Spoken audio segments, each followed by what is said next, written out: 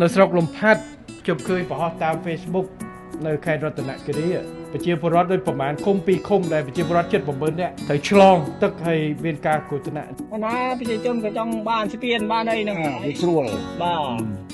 ពីណាក៏មកអូចង់បានស្ពានសានស្ពានគេអញ្ចឹងឲ្យអាដាមខេងសមេតហើយអាដាមឆៃរដ្ឋសែនបានចុះទៅសិក្សាអញ្ចឹងឲ្យសិក្សាទៅអាចទៅធ្វើជូនកុំឲ្យពិបាកព្រោះសិស្សទៅឆ្លងទឹកហើយខែនេះផងតែអត់មានអ្នកលំផាត់មកទេសិនអ្នកមណ្ឌលគិរីផ្ដាំតាមមេក្រូទៅដោះស្រាយចំពោះមុខគឺស្ពានបាឡេសន្ធឹកសន្យាផ្ដាំតាមមេក្រូសំដាច់បវរថាបដី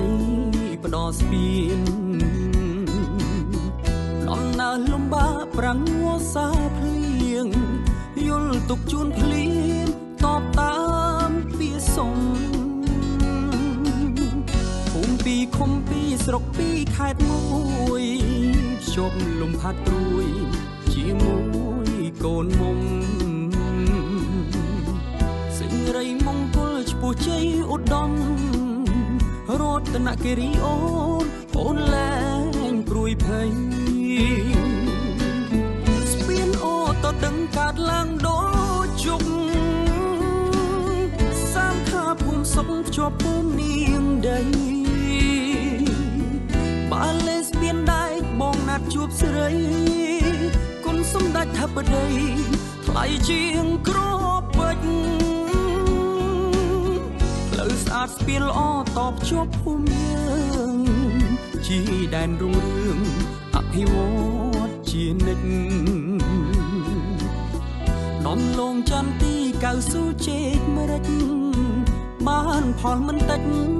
សំដេចចូលរួមអបអរ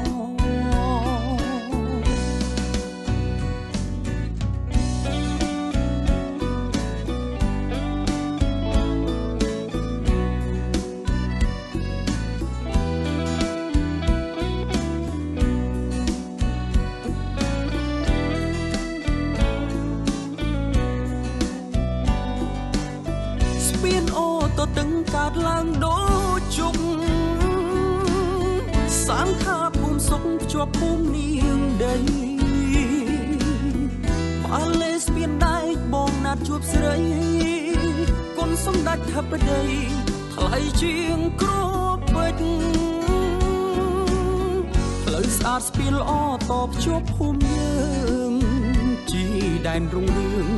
អភិវឌ្ឍជានិច្ចដំឡងចន្ទទីកៅស៊ូជែកម្រេច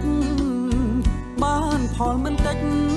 សម្ដេចចូលរួមអបអរបានផលមិនតិចសម្ដេចចូលរួមអ